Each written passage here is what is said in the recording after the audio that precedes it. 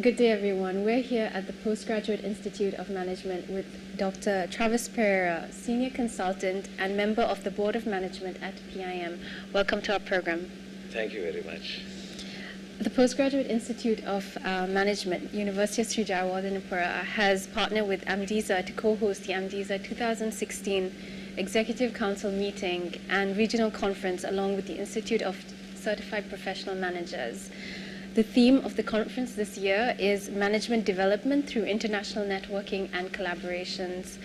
How do you see the topics of entrepreneurship, leadership, small business development coming together in this conference? In fact, they are all related to each other in various ways. For example, leading is going forward in time, taking people forward in time. And business development is about business models, business plans, and plans for future changing areas of management. Entrepreneurship is where you start up, and most of the people actually could do things on their own. One of the biggest problems in our country is employment, and here is an area where people could start up on their own, be self-sufficient and less dependent on large organizations. And where do you think that networking and collaboration will come into play in terms of perhaps encouraging entrepreneurship in our nations? Networking particularly is through flows of supply chain. Anything that flows through supply chain is knowledge, materials, and cash. These three things actually could be networked within the region very easily, particularly in terms of knowledge. There's so much of things we could benchmark which is happening around. And in terms of materials, this is something that will fuel our production processes and even down the supply chain actually for the purpose of our products and services in larger and new markets, which is a large area of Asia actually. And in terms of capital, this is some area that we could look in terms of funding and things like that. They could also flow across the networks. In terms of entrepreneurship, people are thinking yet regionally. Maybe the entire region could go into the world, actually. All right. And so where do you see sort of the possibilities or the openings for collaboration between the SAARC countries to encourage entrepreneurship at a national level, but also regionally? Yeah, there are so many areas, as I was mentioning about supply chain. We don't see the region as separated today. There are two important forces that are creating this togetherness. One is IT. You could instantly communicate with people real time. And the other thing is globalization. Globalization has broken barriers, and therefore barriers in thinking as separate where business is concerned particularly. This is very essential. All right, okay. So one of the topics that we would discuss in this interview is also about leadership. And what exactly does this comprise? Is it the leadership style, methods? What is it exactly? Well, leadership, as I mentioned earlier, is taking people forward into the future. And there are so many things that are connected with leadership. For example, strategy. Strategy, how do you get to the front? One of the biggest problems we are looking at is, for example, ethics. The failure of leadership often has shown a lack of ethics. So this is some area that needs to be developed as well. Then we are talking in terms of new business models. These are things that leaders build. Innovation, creativity, which is actually, you find that our region is lacking or a little behind in innovation. Innovation is some area that leadership could have an effect on. One of the problems that we have is low R&D, investment in R&D. Very few companies actually invest in R&D, except for the multinationals who work in our organization, in our country. So this is one area that leaders could focus on in terms of strategy. And more than anything else, looking for synergies with other countries so that the effect is larger than they work independently. All right, okay. For a small business development, what kind of environment is needed ideally? Yeah, this environment is usually called the ecology, entrepreneurial ecology, and it means a lot of things. One is culture, for example, is still dependent. People are dependent in some way or the other. So this independence culture, the ability to make mistakes and learn from that, and not to be punitive in organizations. Creativity is actually sometimes something that arises from making mistakes continuously and learning from them. So this environment is very important. Also, particularly in our region, some of the why people do not innovate really or be independent is because they have fear of failure or shame. Shame is a key aspect in our region. So this is some culture that we need to make people fearless to make mistakes, fearless to learn, and fearless to go ahead as well. So another ecology that part of the ecology that I look at is supportive environment in terms of information. Institutions that actually give information of availabilities for work, availabilities for products and services, and also some assistance in terms of connecting up to larger supply chain. Another area is banking. Banks are really backward in lending to entrepreneurs, but they have started areas like microfinance and things like that. But if you look at some of the successes of microfinance institutions in countries like Sri Lanka, for example, organizations like Hatton National Bank, for example, with their Gami Pubudu or Sanasa, the recovery rates of loans given to these entrepreneurs is something like 96 to 98%, which goes way beyond what banks expect. Banks are too conservative. They need to be also radical sometimes where this sector is concerned, and they also need to make new creditworthiness measurement instruments to measure the potential of entrepreneurs rather than their collateral and track record, which they don't have. So in the context of taking the national level, perhaps, where does Sri Lanka stand in comparison to the region in relation to promoting small business development? We are slow. Actually, we are slow. Countries like India, for example, are go further on this actually in terms of their working plans and also looking at small business development. We have had an early history in starting this, but for some reason or other, I think we have not chosen a right model to do this. It's merely importing a model doesn't work, and you can't take it 100% as it is. You need to tweak it a bit because anything like management, for example, is context bound.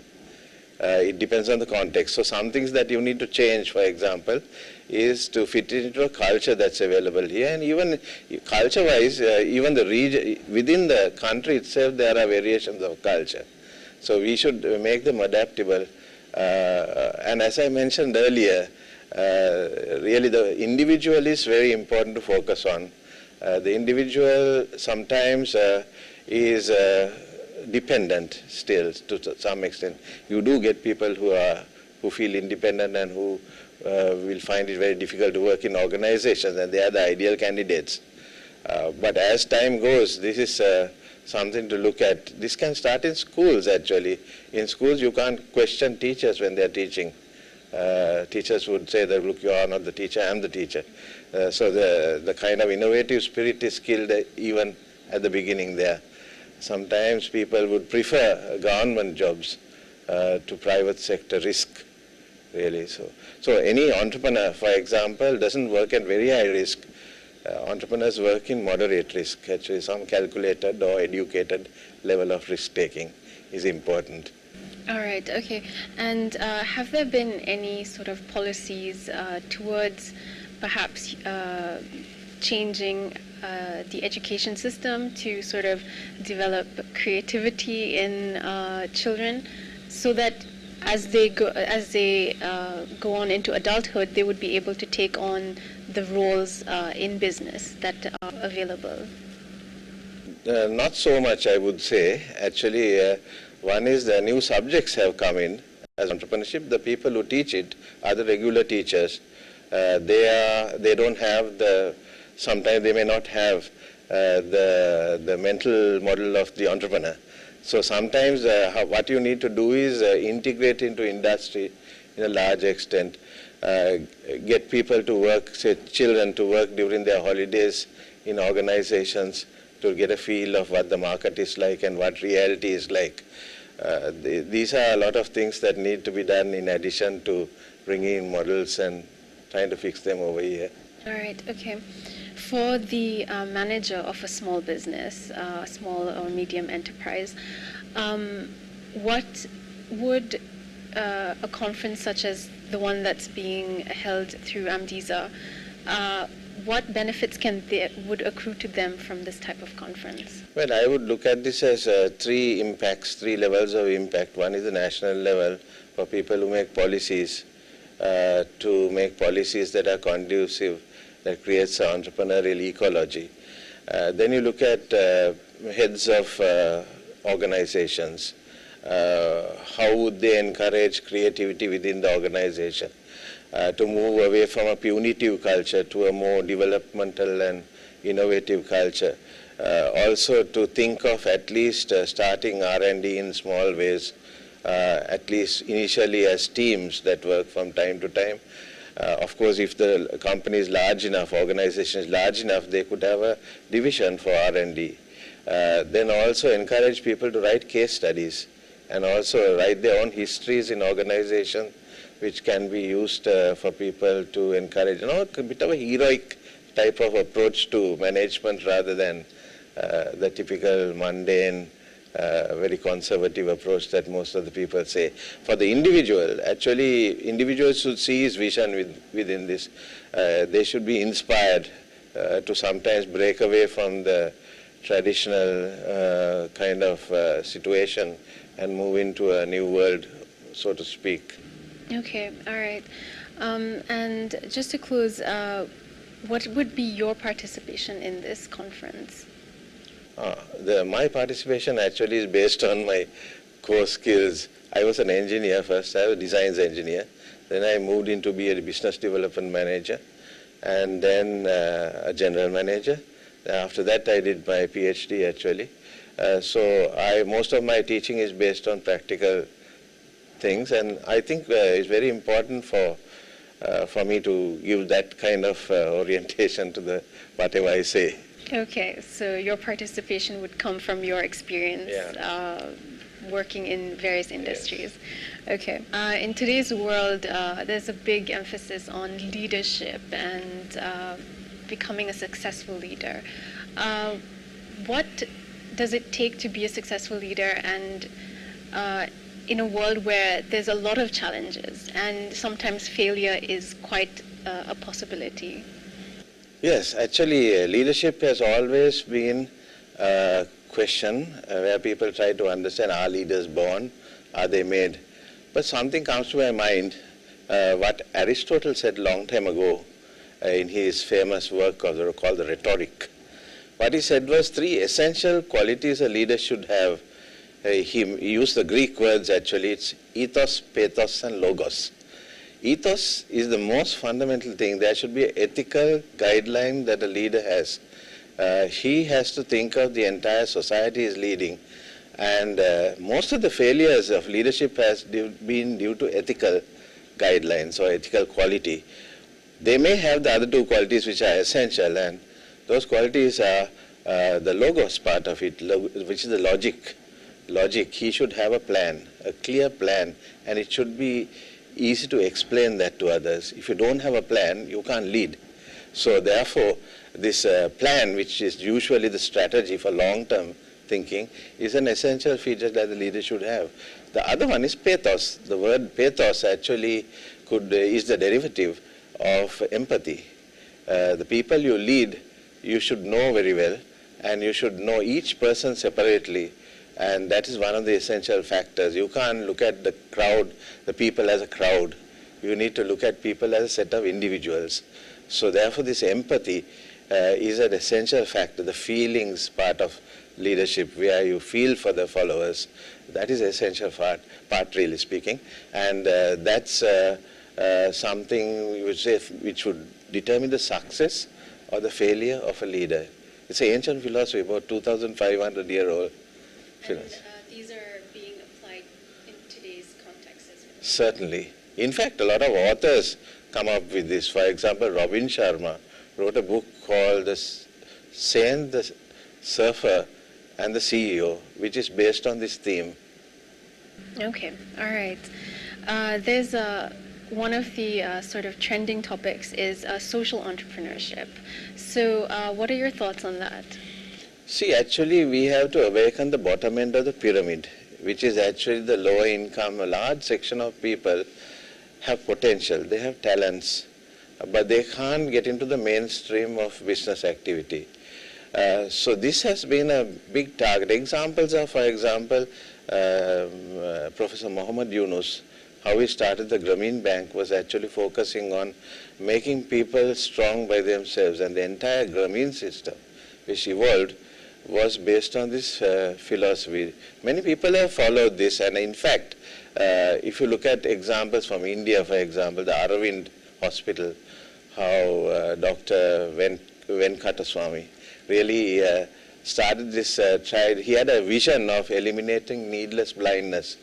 With a typical hospital, you couldn't do that. What he did initially was that he raised, by studying the processes, raised the number of operations surgeon did from 200 in the industrial average of 200 to 2,000 by looking at operations. But there was something he couldn't do, and that was the lens. The lens was expensive. A hospital started manufacturing lenses with the help of various foundations, and today they are one of the biggest hospitals in the world, eye hospitals, and they cater to the poor actually. So these kind of things are normally referred to as social business, where you look at a segmented or marginalized large group of the population who have the potential to rise. And how you look at it is a very important thing, because the bottom end of the pyramid is something like the sustainability of a country as well. Mm-hmm. All right, and where are we at as in Sri Lanka here in terms of social entrepreneurship? Well, it's we can see many organizations taking this as a very big philosophy. At PIM, for example, we teach social entrepreneurship as one of the essential factors, and some of our students themselves have started entrepreneurial businesses which are focusing on social needs. All right. Okay, so and from the examples that you just brought out, it does seem that within the region itself there are many innovative examples of that can be shared through this conference. Yes. So in terms of networking and collaboration, there's a lot to be gleaned from this region itself. Certainly. What sort of work ethic would you suggest is necessary to make sure that the economy is sound? Well, work ethic really has been shown to be a positive contributor to productivity as well as innovation in various ways. Historically, work ethic has shown to be such. For example, the rise of Europe in the 18th century was actually due to a work ethic. And they went so energized they started colonizing the whole world with that effort. So work ethic has not only been a phenomenon that has risen from the West. In fact, Japanese are really looking at a work ethic as part of their religion, really speaking. The Zen part of it talks about work ethic, that you see yourself as a reflection in your work. And as such, if you want to improve yourself or move into stages of perfection, you should improve your work in stages of perfection. Even in India or even in our own country, actually work ethic has been shown at various periods of history to have been a very important thing. A work ethic really is to look at work as natural activity, and that it is enabling you to do various things. It's a life-giving thing, and we need to work to live, just as we need to eat and drink and breathe. Work is an essential part of life, and more than anything, as I mentioned earlier, it is the thing that actually creates a lot of energy in people more than anything else, to do good things and productive things as well. All right. And so having this type of work ethic where work is seen as something that's positive and that contributes not only to society but also to your general well-being, how does this translate into a business? How do managers make use of this? Well, actually, work ethic can be a part of the culture of an organization. How you see work in all its aspects. For example, in reducing waste, in being close to the environment. In other words, to be green, for example, can be an ethic. That you have to be aware of life. You need to nurture life. So at all aspects, for example, the development of people nurtures life. So organization needs to look at people as essential areas, people to develop people, so that people could achieve their highest potential. And also in terms of a typical Japanese concept of the 7 wastes, for example, talks about all these things. They're talking about, for example, overstocking as a waste, overproduction as a waste, and delays as waste. So this all can be a part of the work ethic, how you look at work and how work needs to be done in order to be sustainable more than anything else. All right. In the public sector, it could be said that perhaps a higher standard could be achieved. How would you suggest that by promoting a better work ethic amongst employees, public sector, private sector, that we can achieve this? Certainly, the public sector is really a partner in growth, I would say, because as regulator, for example, or policymaker, they have a major scope here. So along with their policies, they could also include certain practices that are important and also part of the culture. The work ethic can be part of the culture in some way or the other. People need to feel it more than else thinking, no, they are obligated to do it. They should really be encouraged. I think anyway, public sector or private sector includes people, and this is a thing that an organization alone can't do. It has to be a long process of socialization, starting with parents, how they socialize their children, schools, how they prepare people for work, and work itself, which is the enabling ultimate result of all this entire cycle of activity. So work ethic actually is a long process of socialization, and only then it will happen. That's why it happens actually, not in one particular place. It's a long process of value addition. So a lot of actors would have to be included if to develop a framework. Yes. Whereby you improve the work ethic and of the nation. Yes, certainly. Thank you so much for joining us today and for sharing your thoughts with us. You're welcome. Thank you. Yeah.